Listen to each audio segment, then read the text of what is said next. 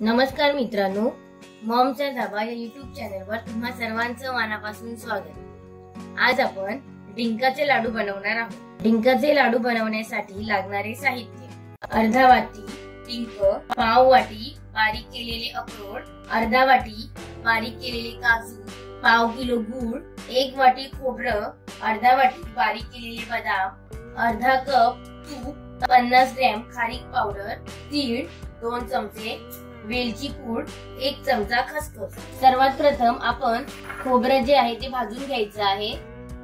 खोबरं लालसर होईपर्यंत भाजून घ्यायचं। खोबरं लालसर झालेलं आहे।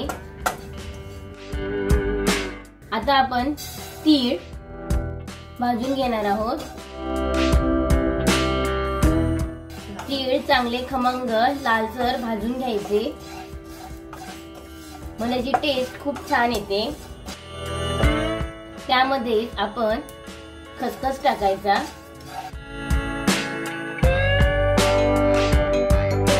आता आपले तीळ आणि खसखस भाजून झालेले आहेत।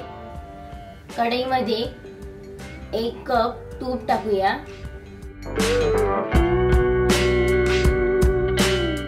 आता आपलं तूप गरम झालेलं आहे।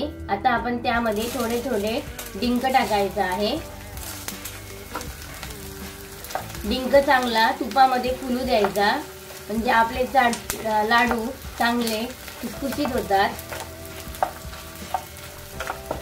बघा आपला डिंक कसा फुललाय तुपामध्ये।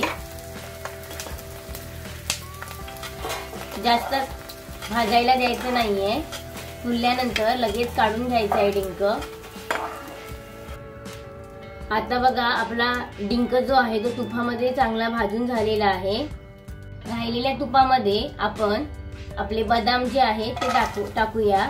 चांगले गोल्डन भाजून घेऊया। त्यानंतर काजूगर, अक्रोड हे तुपामध्ये चांगले गोल्डन फ्राय करून घेऊया। गोल्डन फ्राय केल्यामुळे आपल्याला खाताना ते क्रंची लागतात।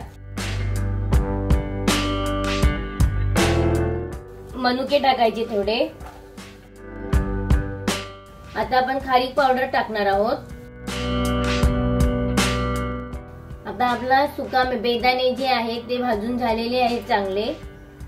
आता राहिलेलं जे तूप आहे ते आपण पॅन मध्ये टाकून घेऊ। गूळ वितळून घ्यायचं आहे आपण तुपामध्ये चांगलं।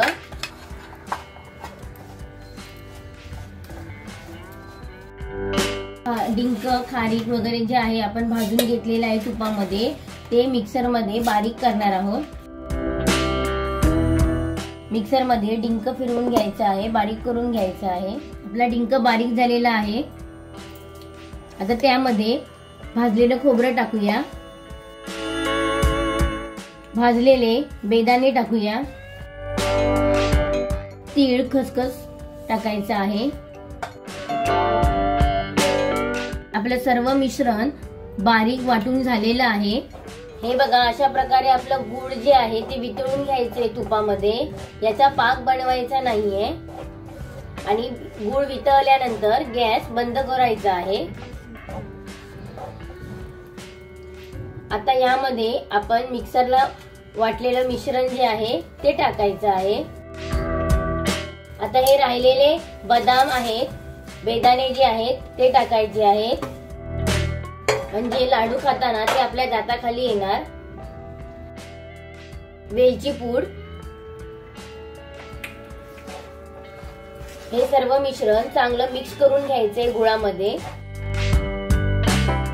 आपलं सगळं मिश्रण मिक्स करून झालेलं आहे। आता आपण लाडू वळायला सुरुवात करूया। आपल्याला पाहिजे तेवढ्या आकाराचा गोळा घ्यायचा आहे आणि हलक्या हाताने लाडू वळायचा आहे। आपला डिंकाचा लाडू तयार आहे बघा। अशा प्रकारे सर्व लाडू वळून घ्यायचे आहेत।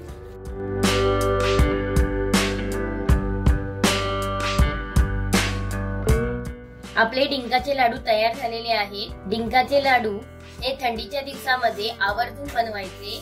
बघा आपले डिंकाचे लाडू किती छान झाले आहेत बघा। मऊसूत आणि खुसखुशीत असे डिंकाचे लाडू तयार झालेत बघा। तुम्ही ही रेसिपी नक्की ट्राय करा।